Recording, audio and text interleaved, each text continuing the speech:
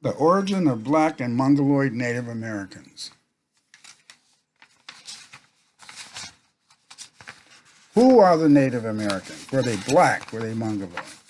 To tell the truth, they were both here. But most in the sense of the original people were black Mongoloid. We know what we know about black Native Americans basically on eyewitness reports. We also have evidence from skeletal remains and iconographic evidence. Iconographic evidence is very important in understanding when and where black people came from. Because of the fact that it's these pictures done by great European artists that allow us to be able to see these people. We sometimes become confused and we don't understand in the sense that people try to make you confused and say these pictures, they don't mean anything. The periods of black Native Americans were prehistoric as 100,000 years ago to 1,600,000 years ago. The early period was 1,600 to 1,000 BC. The middle period was 1,000 to 1,600 BC. And the classic period, 600 BC to 600 AD. And the post-classic period, 700 AD. Black anatomically modern humans have been found in the Americas for over 100,000 years. Yes, 100,000 years. These people have been here and they lived in California, they lived on the East Coast, they lived throughout the Americas, from Brazil all the way to California. And what they did, they developed many and various organizations. In my book, we are not just Africans. I explore this relationship and I explain how black people got here. The Craniometrics and Paleoamericans show us who the ancient people were. Craniometric and qualitative analysis and multivariate methods have determined that the Native American population was originally Negroid. This research indicated that the ancient Americans represented two populations: the Paleoamericans, who were phenotypically African, Australian, and Melanesian, and a Mongoloid population that appeared in the Americas around 6,000 years ago. But remember, black anatomically modern humans have been found in the Americas for over 100,000 years.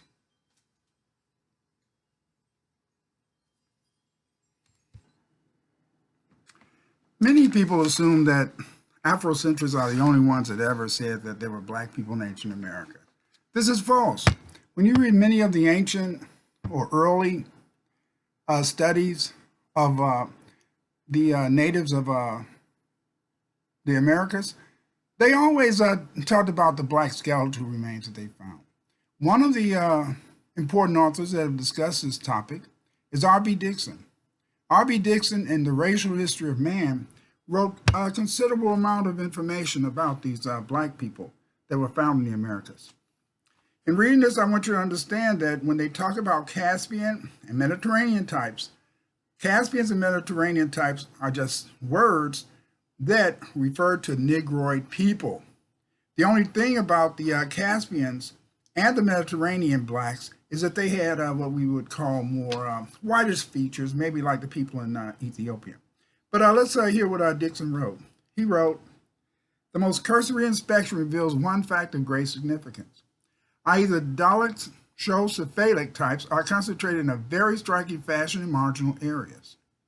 Thus, the Caspian and Mediterranean types are found in great strength along the northern and northeastern coasts of the continent and in Greenland, appearing elsewhere except at one or two spots on or near the Pacific coast, as factors of minor importance only."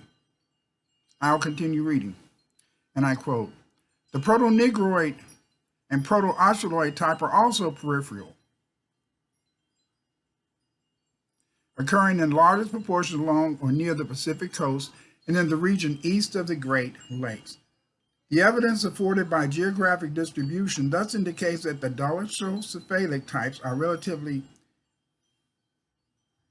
to the brachycephalic, the older occupants of this area. Since this result is corroborated by such stratigraphic and archaeological evidence as has been obtained,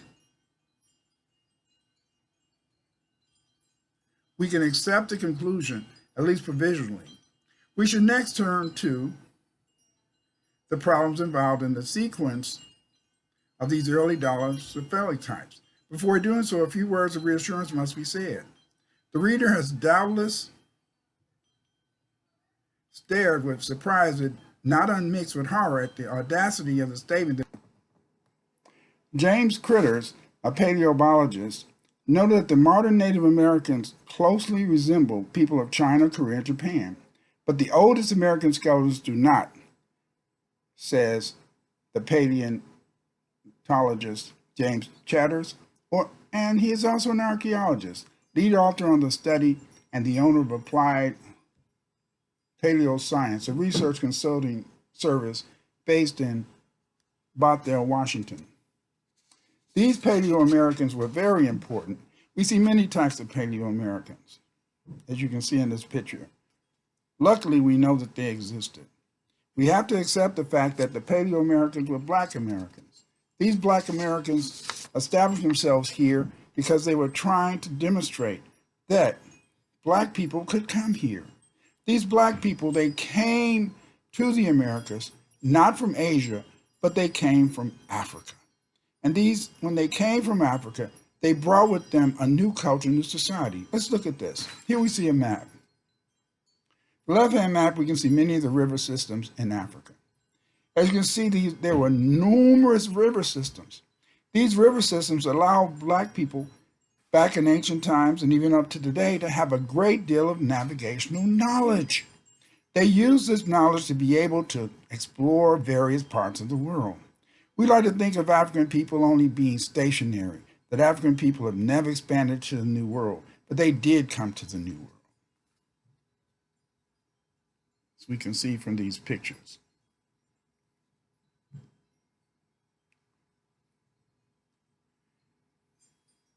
These maps show us, when we look at the map on the right-hand side, that there were gigantic lakes in Africa. These gigantic lakes, you may not be able to understand this, but these lakes stretched further than the distance from Africa to America. These Great Lakes, in a sense, when we think about this lake, we know in a sense that this Lake Chad or the Lake Congo that existed in ancient times allowed Africans to experience various things while sailing. They learned about the directions of the wind. They learned about what I call astrological navigation. Astrological navigation is that they use the stars to navigate. They use these stars to be able to find locations on the planet, and they use these stars to guide themselves to America. There are many boats that we find when we look around the various parts of the Americas. We find, in a sense, on the right-hand side, we have a picture of an ancient boat from the Saharan site. And then we find the Dafuna boat. The Dafuna boat is very interesting. This boat that was found in Nigeria is 18,000 years old. Do you hear me? 18,000 years old. You see? And this boat may have been, on a larger scale, used by Africans to sail to the Americas, you see? There was no way that man could have got to America by any other route except sailing from Africa. Look at this picture. As you can see, the Ice Age made it impossible for anybody to sail or walk to the Americas because it was too much ice. The first Americans were Solutreans, and these Solutreans originated in South Africa. They migrated into North Africa, and then they sailed across the sea because those maps show you that they could have did this. Here we see some of the evidence of the tools used by these Paleoamericans. We can notice in the sense that the Paleoamericans had tools and the Solutrean tools, and these Solutrean tools are almost identical to the earlier tools used by these ancient Americans. These Paleoamericans were here, and they used these tools at different periods. When they sailed to the Americas to avoid the ice, because Europe was covered by ice at this time, and nobody could walk across Eurasia back to the Americas. But what you could do, in a sense, you could take a boat. And because of the fact that they had acquired this great nautical knowledge by sailing on the Great Lakes and the numerous rivers that was spread across Africa allowed Africans to have this native ability to sell. The Paleoamericans were phenotypically African Melanesian or Australians, as you can see. Dr. Nidra Guidan says that man was in Brazil 100,000 years ago and that these humans came from Africa. Very important to understand. We know they had to have come from Africa because they could not get here from any other place but Africa. In my book, We Are Just Not African People, We're Just Not African, I explain in a sense how black people in a sense came here. And one of the ways that we were in a sense put down because of our race and our color.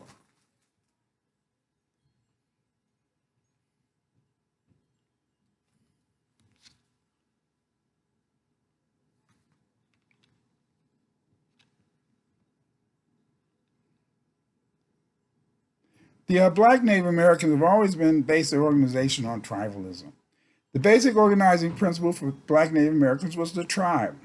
The black Native American tribes would then organize themselves into confederations to meet threats from enemy Indian tribes and Europeans.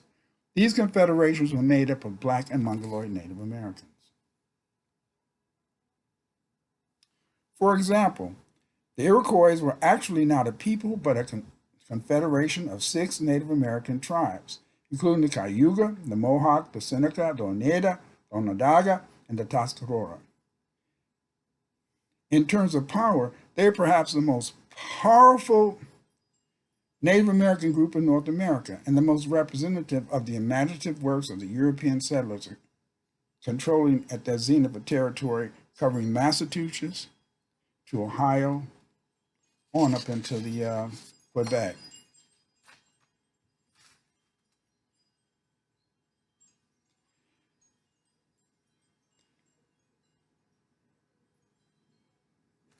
The black Native Americans, in a sense, were spread from the East Coast to California.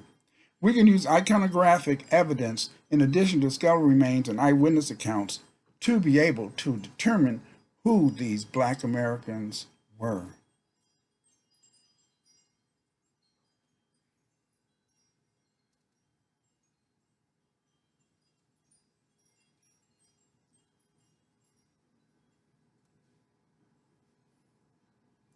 The location of black Native Americans. Black Native Americans were spread from the East Coast to California, on up into Canada. Much of what is now Georgia was a stronghold of the black Native Americans.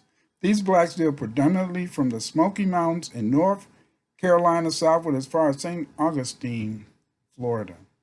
The vast majority of Native Americans lived in California or along the eastern seaboard of North America. They belonged to various confederations, including Muskogean and Algonquin. Some of their tribal names include the Choctaw, Tuscarora, Secolan, Patawomac, Tamakra, Nanacoke, Cachita, Seminoles, and Yamasee, to name a few. The black Native Americans belong to many confederations.